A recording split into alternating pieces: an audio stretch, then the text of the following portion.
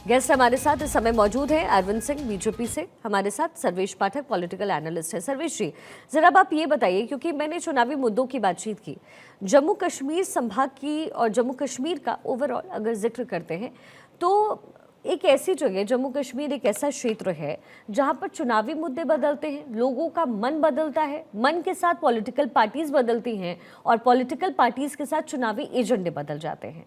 ऐसे में जैसे मैंने आपसे पहले भी सवाल पूछा कि जो रीजनल पार्टीज हैं उनके मुद्दे अलग हैं, जो नेशनल पार्टीज हैं उनके मुद्दे अलग हैं, और कुछ एक ऐसी भी पार्टी है जिनके मुद्दे हैं नहीं, वो रीजनल पार्टीज के साथ मिल जाती है, जैसे कि कांग्रेस। तो इस बार को अगर इस बार का समय देखें, ये वक्त देखें, तो ओवरऑल आपको क्या लग रहा है, किस पार्टी को बढ़त मिलती हुई आपको लग रही है? सीइंग द फॉर्मेट और सीइंग द सिचुएशन की 370 को लेकर बीजेपी का स्टैंड क्या है?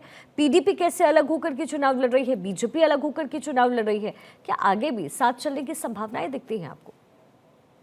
देखिए, जम्मू के रीजन में तो नो डाउट बीजेपी अग्रणी रहेगी और अच्छा सीटें वहां से निकाल लेंगी, जो कि एक डिसाइडिंग फैक्टर होगा सरकार बनाने में।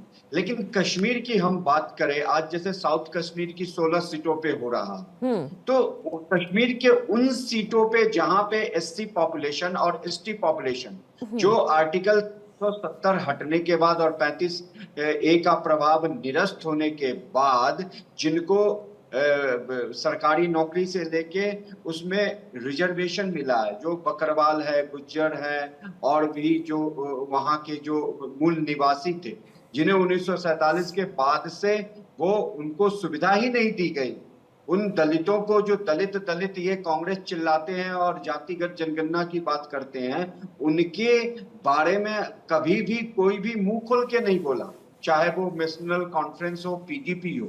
तो वो वोट बैंक अगर एक मुश्त बीजेपी को जाता है और बाकी के वोट बैंक में जिसमें कि मुस्लिम बहुल आबादी है, वहां पे डिवीजन होता है, पीडीपी और नेशनल कॉन्फ्रेंस, चाहे कांग्रेस जहां पे फाइट कर रही है और जो इंडिपेंडेंट छोटी मोटी जो दो चार पार्टियां हैं, तो वहां कहीं ना कहीं बीजेपी को फायदा मिलेगा कश्मीर रीजन में। लेकिन वो थोड़ी जो है उतना फायदा इसलिए नहीं देखने को मिलेगा कि मुस्लिम बहुल क्षेत्र है वहां पे। तो ये अगर वोट का डिवीजन हो गया, जैसा कि भारतवर्ष में हम दूसरे राज्यों में देखते हैं कि मुस्लिम समुदाय जो है, बीजेपी चाहे उनके लिए कुछ भी कर ले, लोकसभा के चुनाव में देख लिए कि बनारस का एक क्षेत्र ऐसा था जहां पे 543 घर दिए गए, बांटे गए बीजेपी के द्वारा सभी मुसलमान को। वहां पे 45 या 43 बीजेपी के भी कार्यकर्ता मुसलमान थे, लेकिन वहां पे बीजेपी को 0 वोट मिला।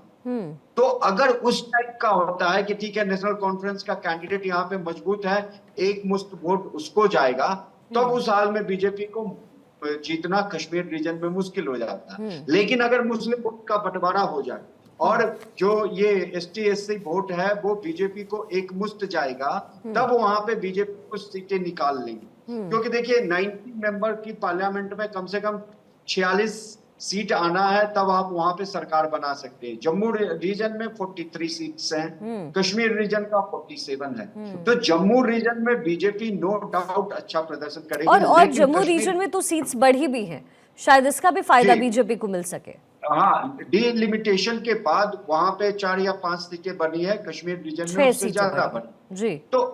तो जो बीजेपी को अगर अकेले वहां पे अगर सरकार बनने की नौबत आती है, तो कश्मीर रीजन से भी 2, 4, 5 सीटें मिनिमम निकालनी पड़ेगी। अब ये डिपेंड करता है कि वहां के लोग क्या सचमुच जो डेवलपमेंट हुआ है, देखिए डेवलपमेंट एक क्षेत्र में नहीं हुआ है, हर चीजों में हुआ है। वहां के जो कारोबारी है, चाहे फ्रूट विक्रेता हो, ड्राई फ्रूट विक्रेता हो, या जो टेक्सटाइल के क्षेत्र में है, उनका व्यापार बढ़ा है इन दिनों में। टूरिज्म अगर फ्लो होता है तो वहां के लोगों, स्थानीय लोगों को फायदा होता है। तो अगर वो चीजों को वहां के स्थानीय लोग मुद्दा बनाएं और अगर बीजेपी को वोट दें तो फायदा हो। दूसरी बात की कहा जा रहा है बेरोजगारी, जब इतने दिनों से आतंकवाद के साये में वहां था, नेशनल कॉन्फ्रेंस, कांग्रेस और पीडीपी, ये तीन जो प्रधानमंत्री कहते हैं, 3 परिवारों ने पूरे जम्मू कश्मीर को तबाह किया है। जब उनका शासन था तो कितने रोजगार के मुहैया उपलब्ध करवाए, ये भी सबसे होता है कि क्या ये जो छोटे छोटे जो एसएमईज बने हैं वहां पे, उनको सेल्फ हेल्प ग्रुप जो प्रधानमंत्री रोजगार योजना का हो या मुद्रा योजना हाँ का लाभ वहां के छोटे छोटे, हाँ नहीं, लेकिन जो ये सेल्फ तो हेल्प ग्रुप सेंटिमेंट के जो साथ बीजेपी ने महिलाएं थ्रो उठा किया रही हैं। सर्वेश जी, ये वो है। अरविंद जी, इस पे आपकी भी प्रतिक्रिया चाहिए मुझे। ये तो सेंटिमेंट है जो बीजेपी थ्रो कर रही है, 370 हटा करके 35 से हटा करके, ये सेंटिमेंट बीजेपी ने वहां पर दे दिया। लेकिन जो वहां की रीजनल पार्टीज है उनकी भूमिका बहुत अहम हो जाती है सर। हमने देखा है ना, जो मैंने आपसे कहा भी, लोकसभा चुनाव और विधानसभा चुनाव, ये दो बहुत अलग अलग चुनाव होते हैं, क्योंकि चुनावी मुद्दे अलग होते हैं, लोगों की वोटिंग अलग तरीके से होती है। तो ये जो सेंटिमेंट जो विपक्षी पार्टियों ने भेजा, हमने देखा लोकसभा चुनाव में आरक्षण का मुद्दा था, जो कहा नहीं वो पहुंचाया गया। जो संविधान का मुद्दा था, जो आपने कहा नहीं वो पहुंचाया गया, और उसका नुकसान भी कहीं ना कहीं आपको अरविंद जी हुआ। ऐसे में अब जम्मू कश्मीर में जो सेंटिमेंट 370-35 को लेकर के भेजा जा रहा है, जो पॉलिटिकल पार्टीज, जो रीजनल पार्टीज है वो भेज रही है, उसका नुकसान नहीं होगा आपको? मैं आपसे जवाब लूंगी, लेकिन And the way they have been very inhuman to the people of Jammu and Kashmir, I think these queues are the testimony to that. And once these queues end, and once we see the results on 8th of October, you will see the verdict of people is against the decisions of 5th August 2019. People have seen that how their resources, how their lands, how their jobs, how their identity has been under attack for last 5 years.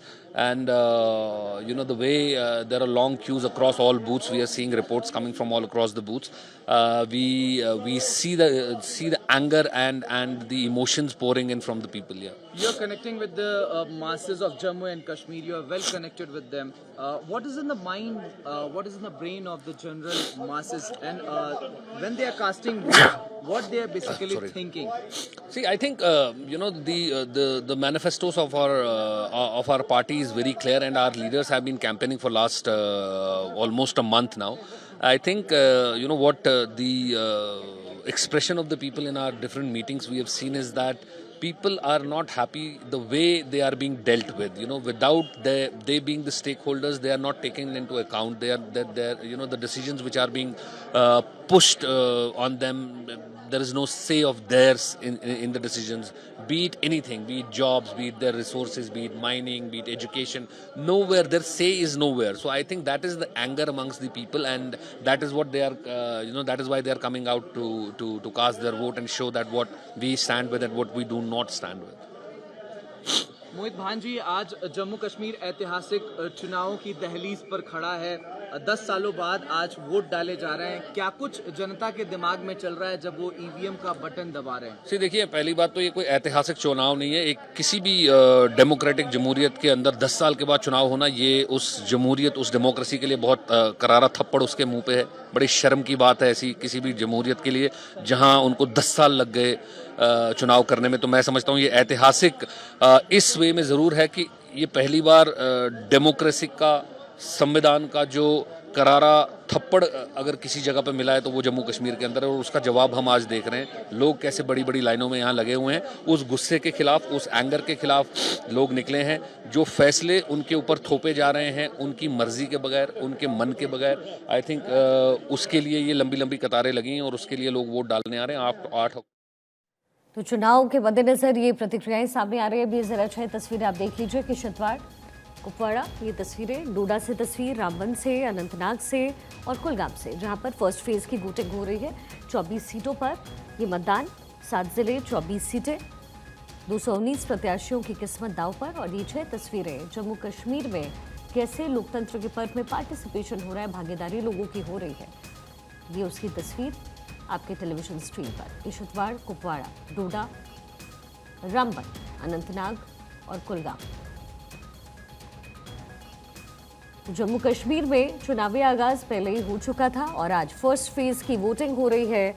24 सीटों पर मतदान प्रक्रिया की शुरुआत हो चुकी है। सुबह 7 बजे से ही लंबी लंबी कतारें जम्मू कश्मीर के इन रीजन्स में लगी है। घाटी और जम्मू दोनों ही संभागों में चुनाव हो रहा है। फर्स्ट फेज की वोटिंग है, 24 सीटें चुनी गई हैं और आज जो वहां के वोटर्स हैं वो प्रत्याशियों की किस्मत को चुनने वाले हैं। 219 प्रत्याशी जो कि चुनावी मैदान में इन सीटों पर हैं। 352 बूथ पर इसकी तैयारी हुई है और उनमें से ही कुछ बूथ आप जिसकी तस्वीर इस समय टेलीविजन स्क्रीन पर देख रहे हैं। अलग अलग चुनावी मुद्दे कोई 370 हटाने की बात कर रहा है, तो कोई 370 को दोबारा बहाली की बात कर रहा है, कोई स्टेटहुड का जिक्र कर रहा है, तो कोई बेरोजगारी का जिक्र कर रहा है, तो कोई अलगाववादी नेताओं का नाम लेकर के वोट बैंक की राजनीति कर रहे हैं। लेकिन फैसला जनता के हाथ में होता है। लोकतंत्र का ये महापर्व इस समय जम्मू कश्मीर में मनाया जा रहा है और लंबी लंबी कतारें वोटर्स की लग रही है। सुबह 7 बजे से ही मतदान प्रक्रिया की शुरुआत हो चुकी है। 3 फेजेस में जम्मू कश्मीर में ये चुनाव होना है। आज पहला फेज, दूसरा फेज 25 तारीख को, 25 सितंबर को, और तीसरा फेज है 1 अक्टूबर को। उसके बाद एक साथ नतीजे 8 अक्टूबर को सामने आने वाले हैं। लेकिन 7 जिले 24 सीटों पर मतदान इस समय हो रहा है। अरविंद जी, आपसे सवाल मैंने यही पूछा कि जो चुनावी मुद्दे हैं वो अलग हो जाते हैं, लेकिन इसका नुकसान हो जाता है। मैंने आपसे कहा कि संविधान का मुद्दा हो, संविधान के साथ साथ हमने देखा कि आरक्षण का मुद्दा था। कहीं ना कहीं लोकसभा चुनाव में ये जो है हेवी वेटेड नजर आया बीजेपी के लिए भी। तो जम्मू कश्मीर क्योंकि आपके लिए बहुत इंपॉर्टेंट, ये सवाल जितना इंपॉर्टेंट है उससे ज्यादा इंपॉर्टेंट जम्मू कश्मीर है, क्योंकि 370 हटा करके जब आपने ये दावा ठोका कि देखिए साहब हमने 370 हटाया, हमने 35 से को हटा दिया, वहां की जनता जो है खुश होगी। आज जनता उसका फैसला करने वाली है। शिखा जी, आपने बिल्कुल सही कहा, चुनौतियां तो है और इस बात से इनकार नहीं किया जा सकता है कि वहां पे चुनौतियां पूरी तरह से खत्म हो गई है। हम इन्हीं चुनौतियों के खिलाफ लड़ रहे हैं, हम इन्हीं चुनौतियों से दो दो हाथ कर रहे हैं। शिखा जी, आप बताइए, भारत स्वतंत्र होने के बाद जैसे सैकड़ों राज्यों का विलय भारत में हुआ, जिस दस्तावेज के तहत, जिस फॉर्मेट के तहत, उसी दस्तावेज, उसी समझौता, उसी फॉर्मेट के तहत कश्मीर का भी विलय भारत में हुआ। उसमें कहीं ये शर्त नहीं था विलय पत्र में कि 370 या 35A जैसी चीजें लागू की जाएंगी, लेकिन जानबूझकर अब्दुल्ला फैमिली को, फारूक अब्दुल्ला के परिवार को, जो इनके पिताश्री शेख अब्दुल्ला होते थे, जो नेहरू के दोस्त थे, उनको खुश करने के लिए कश्मीर में भारत के संविधान को पूरी तरह से लागू नहीं होने दिया गया। आज राहुल गांधी पूरे देश में घूमते हैं, विदेशों में जाते हैं और संविधान की बात करते हैं, भारत की संविधान की बात करते हैं, तो उनको ये भी बताना चाहिए कि कांग्रेस के लंबे नेतृत्व में, लंबे शासनकाल में जम्मू कश्मीर में भारत का संविधान पूरी तरह से लागू नहीं होता था।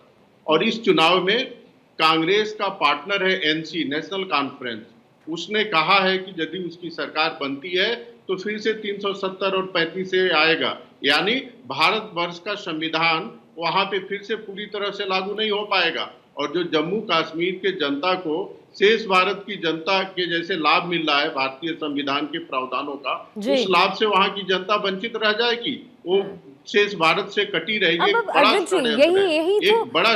जी, यही तो समझना है। अगर उस समय जो हुआ वो ना हुआ होता तो चीजें और जो तस्वीरें अलग होती। आज जो प्रतीकात्मक रूप पे हम पीओके के सीटों को भी इसमें डालते हैं और कहते हैं कि जम्मू कश्मीर में चुनाव है और पीओके की भी 29 सीटों पर हम प्रतीकात्मक तौर पर चुनाव लड़ रहे हैं, तो शायद ये तस्वीर वैसी नहीं होती। आज वो सीटें भी, उस सीटों पर भी हम चुनाव लड़ रहे होते, प्रतीकात्मक रूप से लड़ने की जरूरत नहीं होती। सर्वेश जी और अरविंद जी बने रहेगा,